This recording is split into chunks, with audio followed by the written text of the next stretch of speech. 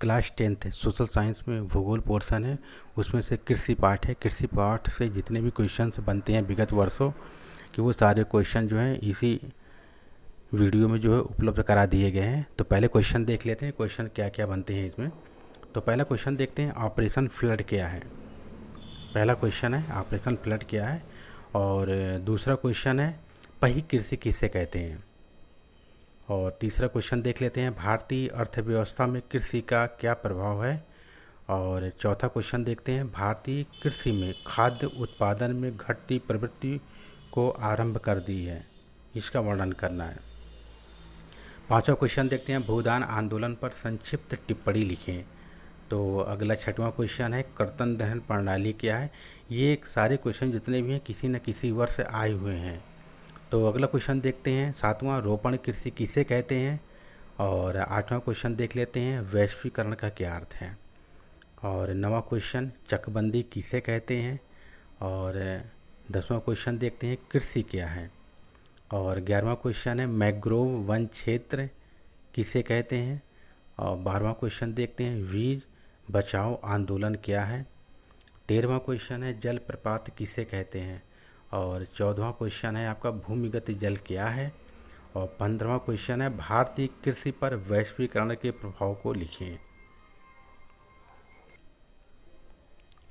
अगला क्वेश्चन, ये 16वां क्वेश्चन है, भारत की अधिकांश जूट मिलें, ये जूट मिलें हैं, जूट मिलें पश्चिम बंगाल में क्यों स्थित हैं, इसके प्रमुख कारण बताएं। तो ये क्वेश्चन भी 2023 में पूछा जा चुका है। 2023 में यह क्वेश्चन जो है पूछा जा चुका है। अगला देखते हैं 17वां क्वेश्चन, भारत में कृषि क्षेत्र में होने वाली समस्याएं। यह भी किसी वर्ष ये पूछा जा चुका है क्वेश्चन बोर्ड परीक्षाओं में, क्लास 10th की बोर्ड परीक्षाओं में।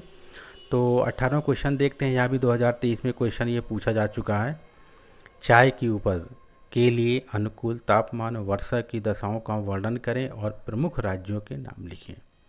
ये पेय पदार्थ है, पेय पदार्थ के नाम से ही क्वेश्चन आएगा। तो आपको यही लिखना होगा, कॉफ़ी या चाय का। 19वां क्वेश्चन देखते हैं, किस फसल को सुनहरा रेशा कहते हैं। 2023 में यह पूछा जा चुका है बहुविकल्पी में। और अगला क्वेश्चन देखते हैं, रबी और खरीफ में अंतर लिखें। यह भी 2023 में पूछा जा चुका है बोर्ड परीक्षाओं में। तो अगला देखते हैं, व्यापारिक कृषि को बढ़ावा देने के लिए सुझाव लिखें। और 22वां क्वेश्चन है, वाणिज्यिक कृषि की विशेषताएं लिखें। और 23वां क्वेश्चन भी लगभग हर साल बोर्ड की परीक्षाओं में पूछे जाते हैं और ये पूछा भी गया था 2023 में। तो अग्रिम बोर्ड की परीक्षाओं में भी ये पूछे जा सकते हैं। इसकी परिभाषा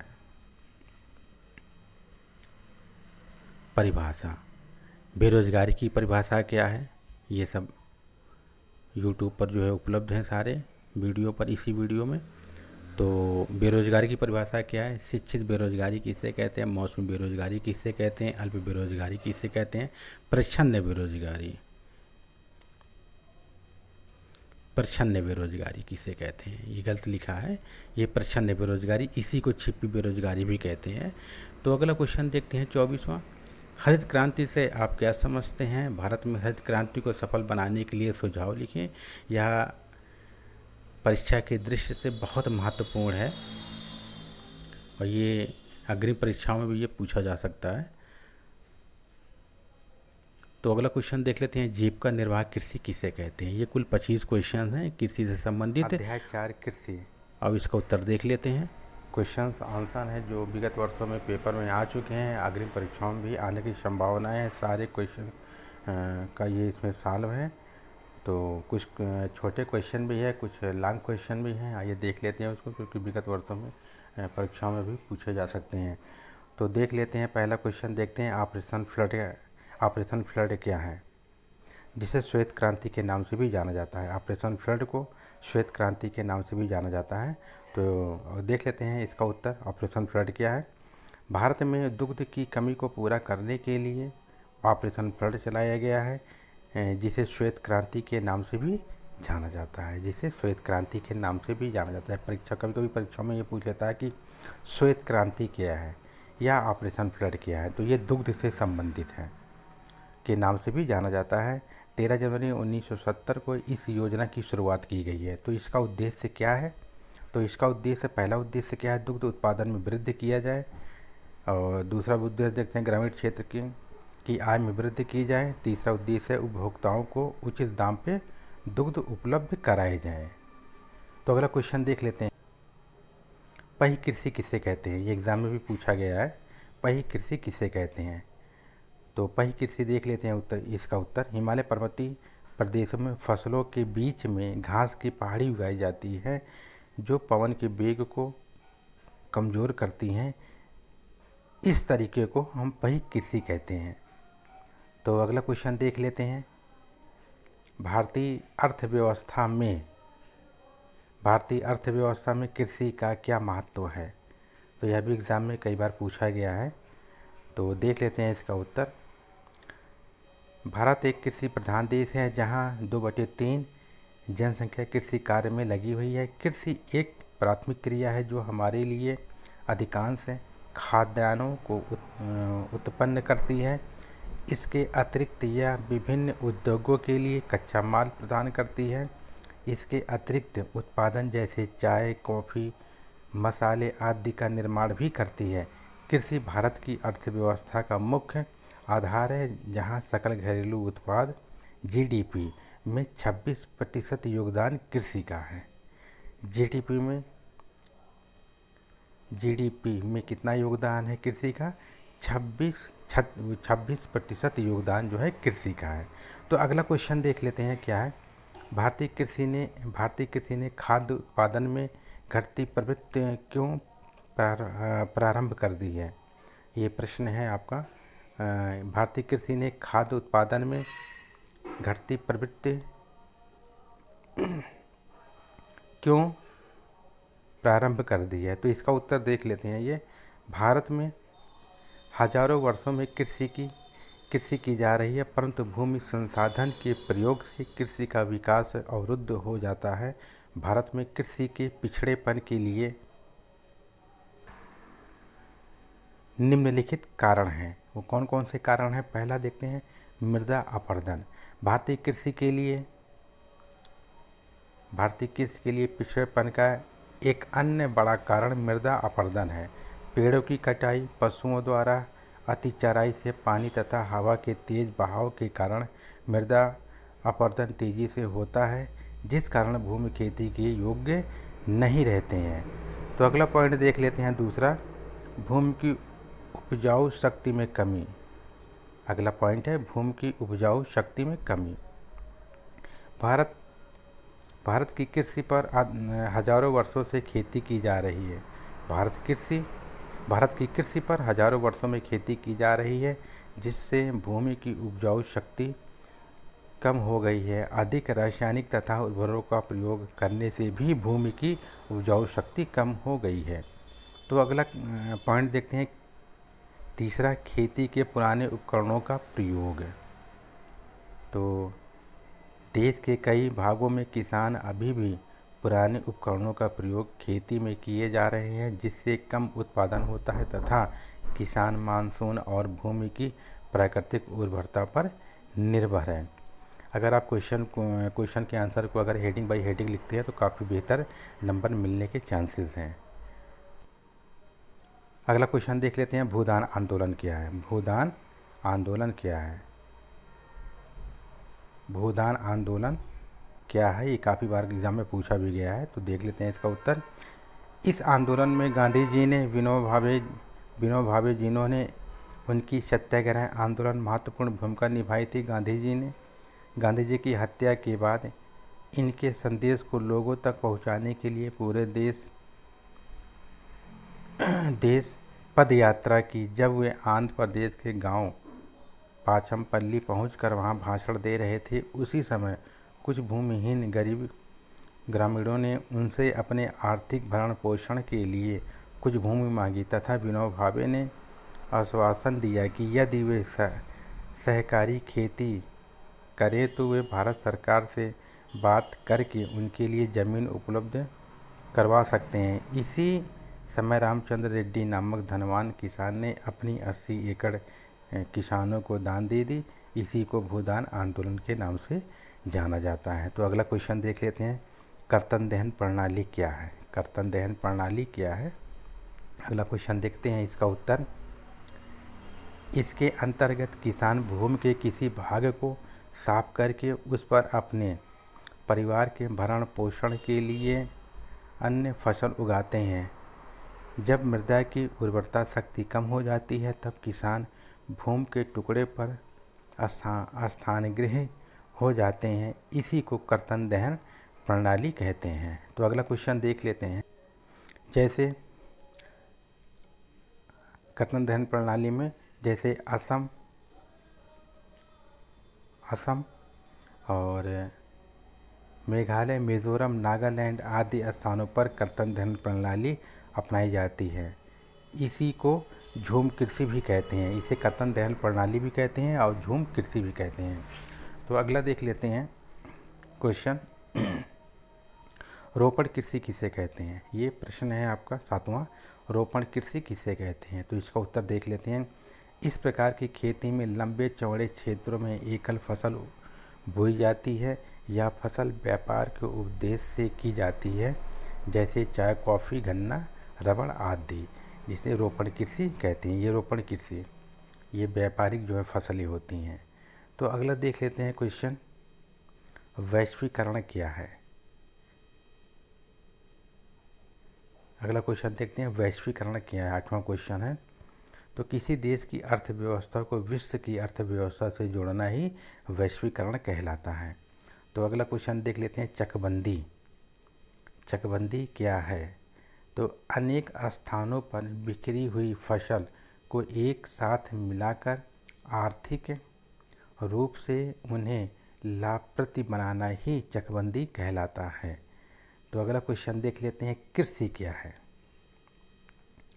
यह एक प्राथमिक क्रिया है जो हमारे लिए खाद्य पदार्थ उपलब्ध कराता है। इसके अंतर्गत भूमि को जोतने, फसल उगाने एवं पशुपालन की क्रियाओं को सम्मिलित किया जाता है। तो अगला क्वेश्चन देख लेते हैं, 11वां क्वेश्चन है आपका, मैंग्रोव वन क्षेत्र किसे कहते हैं? मैंग्रोव वन क्षेत्र किसे कहते हैं? तो उत्तर देख लेते हैं इसका। ऐसा ज्वारीय वन जो गंगा ब्रह्मपुत्र डेल्टा में पाए जाते हैं उन्हें मैंग्रोव वन क्षेत्र कहते हैं या सुंदरबन डेल्टा भी कहते हैं। तो अगला क्वेश्चन देख लेते हैं, बीज बचाओ आंदोलन क्या? ये सब छोटे छोटे क्वेश्चन हैं जो बहुविकल्पी क्वेश्चन ये में पूछे जा सकते हैं। तो कभी कभी क्या होता है कि लघुत्तरी में भी आप इसको लिख सकते हैं। तो बीज बचाओ आंदोलन क्या है? उत्तराखंड टिहरी में किसानों द्वारा रासायनिक खाद्य का प्रयोग किए बिना फसल उगाने का यह आंदोलन चलाया गया, जिसे बीज बचाओ आंदोलन के नाम से भी जाना जाता है। तो अगला क्वेश्चन देख लेते हैं, जल प्रपात क्या है? जल प्रपात क्या है? तो नदी घाटी के मध्य में ऊंचाई से नीचे गिरने वाली जल राशि को जल प्रपात कहते हैं। तो अगला क्वेश्चन आता है, भूमिगत जल क्या है? भूमिगत जल क्या है? मृदा के नीचे बिछे हुए शैल तथा छिद्रों और परतों में एकत्रित होने वाले जल को भूमिगत जल कहते हैं। तो अगला क्वेश्चन देख लेते हैं, भारतीय कृषि पर वैश्वीकरण के प्रभाव को लिखें। तो इसका उत्तर देख लेते हैं। वैश्वीकरण में आशय यह है कि अनेक देश आर्थिक, राजनीतिक, सामाजिक क्षेत्र में एक दूसरे देश से वस्तुओं का आयात निर्यात सुगम हुआ है या सुगम बनाया गया है वैश्वीकरण के द्वारा। तो अगली हेडिंग देख लेते हैं, वैश्वीकरण के सकारात्मक प्रभाव। वैश्वीकरण के सकारात्मक प्रभाव क्या है? वैश्वीकरण का मतलब ये होता है आयात निर्यात करना, हर देशों के साथ विदेशी व्यापार करना। तो इसका जो है सकारात्मक प्रभाव क्या है? सकारात्मक प्रभाव, पहला विकल्प देखते हैं, वैश्वीकरण के कारण आर्थिक उत्पादित होने वाली वस्तुओं को दूसरे देशों को बेचकर अच्छे आय प्राप्त करते हैं। तो दूसरा विकल्प देख लेते हैं इसमें, कृषि वैज्ञानिक के सहयोग से बहुत से देशों में नई नई वस्तुओं की पैदावार होने लगी है जो पहले संभव नहीं थे। तीसरा विकल्प देख लेते हैं, विभिन्न फसलों की मांग बढ़ने से भारत में इन वस्तुओं की अधिक उत्पादन होने लगा है। तो अगली हेडिंग देखते हैं, इसका नकारात्मक प्रभाव क्या प्रभाव, वैश्वीकरण के नकारात्मक प्रभाव क्या पड़े। तो पहला देख लेते हैं, कृषि के वैश्वीकरण के कारण भारत को लंबे समय तक ब्रिटेन का निवेश बनकर कृषि पर अतिरिक्त बोझ को वहन करना पड़ा। तो दूसरा विकल्प देख लेते हैं, कृषि के वैश्वीकरण के कारण छोटे किसानों की कृषि कार्य को छोड़ना पड़ा क्योंकि अंतर्राष्ट्रीय स्तर पर प्रतिस्पर्धा में टिक नहीं सके। अगला क्वेश्चन देख लेते हैं, भारत की अधिकांश जूट मिलें पश्चिम बंगाल में क्यों स्थित हैं तथा इसके प्रमुख कारण बताएं। तो यह भी एग्ज़ाम में काफ़ी बार क्वेश्चन में पूछे गए हैं। तो देख लेते हैं, देश की अधिकांश जूट मिलें पश्चिम बंगाल में इसलिए स्थित है क्योंकि यहाँ पर जूट की खेती बड़े पैमाने पर की जाती है तथा यहाँ की जलवायु जूट की खेती के लिए उपयुक्त है। जूट की खेती के लिए गर्म और नम जलवायु की आवश्यकता होती है तथा 25 से 30 डिग्री सेल्सियस तथा आर्द्रता 70% रहनी चाहिए। और अगला देखते हैं, जूट की खेती उन्हीं स्थानों पर की जाती है जहां प्रतिवर्ष नदियां उपजाऊ मिट्टी लाकर बिछाई रहती हैं और पश्चिम बंगाल में डेल्टाई क्षेत्रों में अधिक जूट पैदा की जाती है। तो अगला क्वेश्चन देख लेते हैं, भारत में किसी क्षेत्र में होने वाले समस्याएं लिखें। क्या क्या समस्याएं किसी क्षेत्र में होने वाली समस्याएं हैं, जो कि कौन कौन सी समस्याएं हैं, इसका उत्तर देख लेते हैं। तो भारत में किसी क्षेत्र में होने वाली समस्याएं निम्नलिखित हैं। तो देखते हैं, पहला, भूमि पर जनसंख्या का निरंतर बढ़ना एक बड़ी समस्या है जिस कारण खेती का आकार दिन प्रतिदिन घटता जा रहा है। दूसरा देखते हैं, भारतीय कृषि एक श्रम प्रधान व्यवसाय है जिसे पूंजी की अपेक्षा श्रम का योगदान सबसे अधिक होता है। तो तीसरा पॉइंट देख लेते हैं, स्वतंत्रता के बाद भी देश में 56% क्षेत्र में मानसून पर निर्भर है। ऐसे में जिस वर्ष पर्याप्त वर्षा नहीं होती है उस वर्ष खाद्य पदार्थों में गिरावट आती है। तो अगला क्वेश्चन देख लेते हैं, यह भी कई बार एग्ज़ाम में पूछा गया है। तो चाय के उपज के लिए अनुकूल तापमान और वर्षा की दशाओं का वर्णन करें। 2 प्रमुख राज्यों के नाम लिखो। ऐसा भी पूछ लेगा, पेय पदार्थों के नाम लिखो। पेय पदार्थ में चाय या कॉफ़ी आता है तो आप चाय का लिख सकते हैं। तो देखते हैं उत्तर, इसका उत्तर ये आपका प्रश्न था, चाय या पेय पदार्थ के विषय में इसका उल्लेख करें।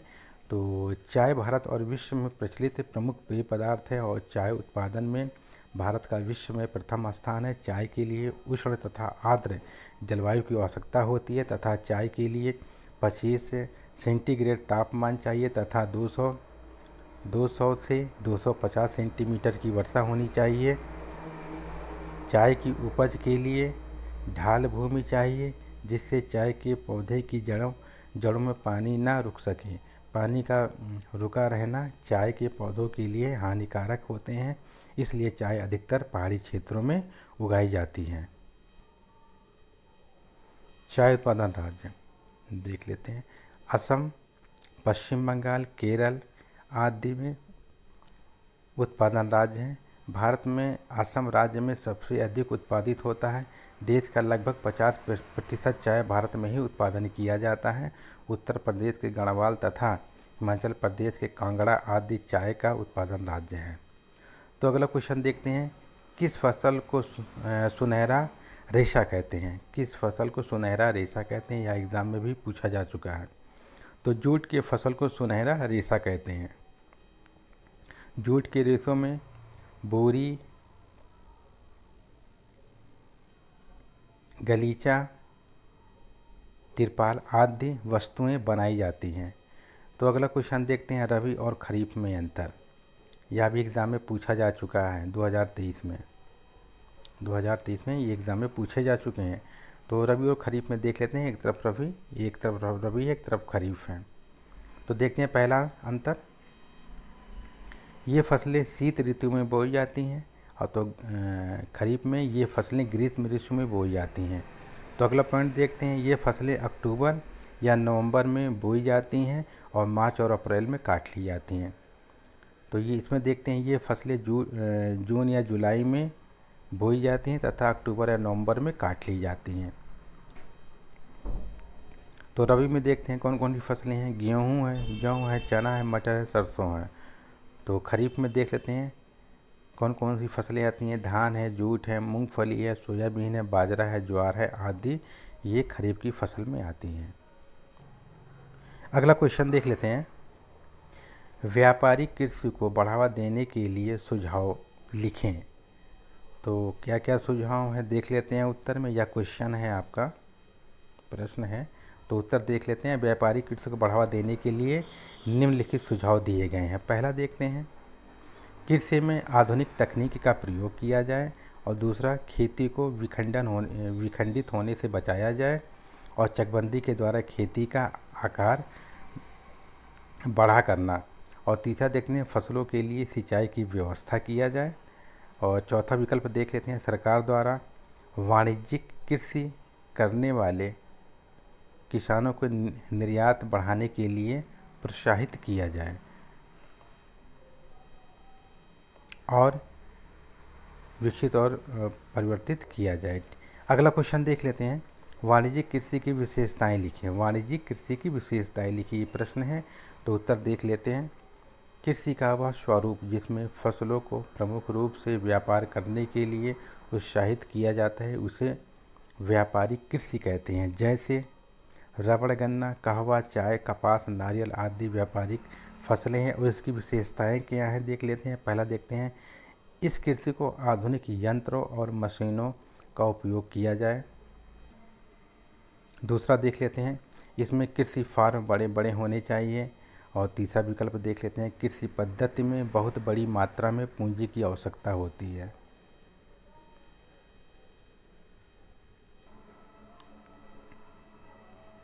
अगला क्वेश्चन देख लेते हैं, बेरोजगारी किसे कहते हैं। इसमें क्वेश्चन नहीं लिखा हुआ, हम लिख देते हैं, गारी किसे कहते हैं, बेरोजगारी किसे कहते हैं। ये निम्न प्रकार की बेरोजगारी के बारे में लिखें। निम्न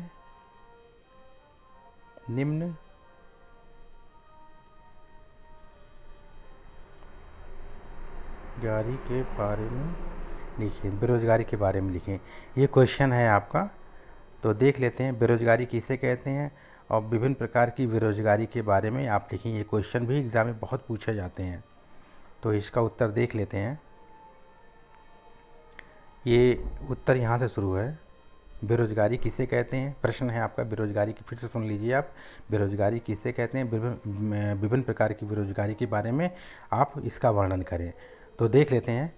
तो यहाँ से शुरू है, पहले बेरोजगारी, जिसमें व्यक्ति रोजगार की तलाश में इधर उधर भटकता है, भटकता रहता है, उसे रोजगार नहीं मिलता है तो उसे बेरोजगारी कहते हैं।